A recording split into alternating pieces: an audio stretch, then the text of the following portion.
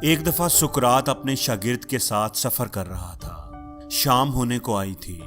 وہ جلد سے جلد اگلے گاؤں تک پہنچنا چاہتے تھے تاکہ انہیں رات جنگل میں نہ گزارنی پڑ جائے۔ راستے میں انہیں ایک کسان نظر آیا جو کھیتوں میں کام کر رہا تھا۔ انہوں نے پوچھا کہ گاؤں یہاں سے کتنی دور ہے؟ کسان نے جواب دیا، زیادہ دور نہیں ہے، آپ پریشان نہ ہوں، آپ بس پہنچنے ہی والے ہیں۔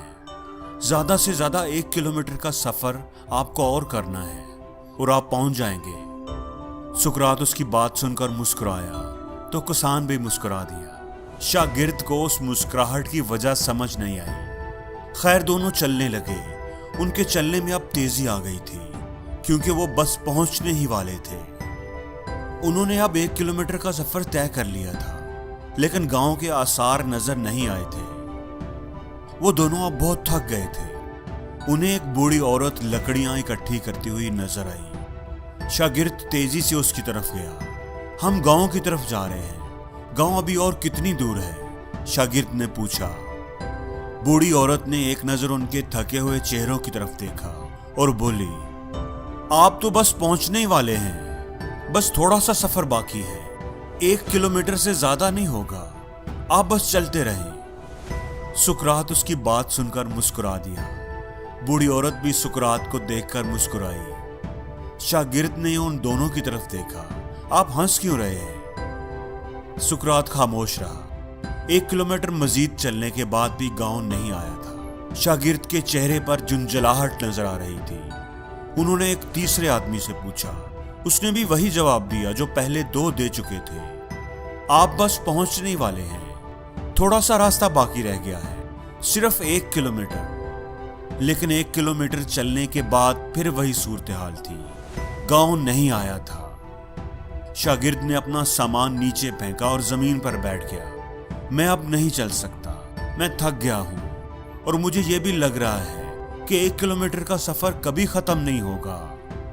لیکن آپ مجھے ایک بات بتائیں کہ جب بھی اس کسان نے، اس بوڑھی عورت نے یا اس تیسرے آدمی نے 1 کلومیٹر کہا تھا تو آپ اسے دیکھ کر مسکرائے کیوں تھے؟ اور وہ تینوں بھی جواب میں مسکرائے تھے۔ اس ہنسی کی آخر کیا وجہ تھی جبکہ نہ تو آپ انہیں جانتے تھے اور نہ ہی وہ آپ کو جانتے تھے؟ تو پھر ہنسے کیوں تھے؟ سقراط اس کے پاس بیٹھ گیا اور بولا کہ میں واقعی انہیں نہیں جانتا، لیکن میں ان کی بات سن کر اس لیے مسکرایا کیونکہ وہ بھی وہی کام کر رہے تھے جو کام میں ساری زندگی کرتا آیا ہوں، لوگوں کی ہمت بڑھانے کا، لوگوں کی حوصلہ افزائی کرنے کا، انہیں انکریج کرنے کا۔ آپ بس پہنچنے ہی والے ہو، تھوڑا سا سفر رہ گیا ہے، صرف 1 کلومیٹر، ہمت رکھو، تھوڑی کوشش اور کرو۔ اور لوگ خوش ہو جاتے ہیں، اپنی منزل کی طرف قدم بڑھاتے رہتے ہیں اور ایک وقت آتا ہے کہ وہ پہنچ ہی جاتے ہیں۔ لیکن اگر آپ شروع میں ہی انہیں بتا دو کہ منزل ابھی بہت دور ہے، ابھی 15 کلومیٹر دور ہے، تو ہو سکتا ہے وہ ہمت ہار جائیں، میں نہیں کر سکتا یہ کہہ کر وہ کوشش کرنا، قدم اٹھانا ہی چھوڑ دیں۔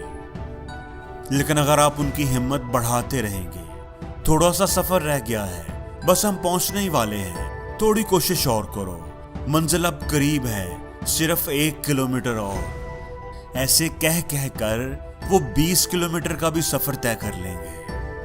اور میں ان لوگوں کی بات سن کر مسکرایا اس لیے تھا کیونکہ اس گاؤں میں میں پہلے بھی آ چکا ہوں اور مجھے پتا تھا کہ یہ 1 کلومیٹر دور نہیں ہے، لیکن میں خاموش رہا کیونکہ میں سمجھ گیا تھا کہ یہ اچھے لوگ ہیں، ہمدرد لوگ ہیں، یہ جھوٹ نہیں بول رہے، یہ بس آپ کی ہمت بڑھا رہے ہیں، یہ آپ کو آپ کی منزل پر پہنچانا چاہتے ہیں۔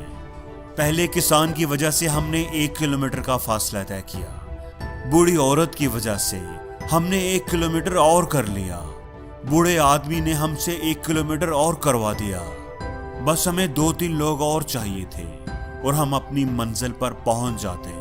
لیکن اب چونکہ تم تھک گئے ہو، تم نے سامان بھی رکھ دیا ہے، تو ہم کوئی محفوظ جگہ دیکھ کر رات یہیں پر گزار لیتے ہیں۔ گاؤں ویسے یہاں سے کوئی زیادہ دور نہیں ہے، بہت قریب ہے، صرف 1 کلومیٹر اور چلنا پڑے گا۔ دوستو، زندگی میں ایک دوسرے کو انکریج کرنے کی، ایک دوسرے کا حوصلہ بڑھانے کی عادت اپنائیں۔ اگر آپ کو لگے کہ کوئی مشکل حالات سے گزر رہا ہے، آپ کو پتا ہو کہ اس کا یہ مشکل دور ابھی چلتا رہے گا، ان مشکل حالات سے نکلنے میں ابھی اسے بڑی دیر ہے، ابھی کئی مہینے لگ جائیں گے، تو اسے یہ مت بتائیں کہ ابھی کئی مہینے تمہیں انہی مشکل حالات کا سامنا کرتے رہنا ہوگا، بلکہ اسے کہیں کہ بس کچھ ہی دنوں کی بات ہے، یہ مشکل دن بس گزرنے والے ہیں، تم ہمت نہ ہارنا، کوشش کرتے رہنا۔ اور دوستو، اسے جھوٹ بولنا نہیں کہتے، بلکہ ہمت بڑھانا کہتے ہیں، حوصلہ افزائی کرنا کہتے ہیں۔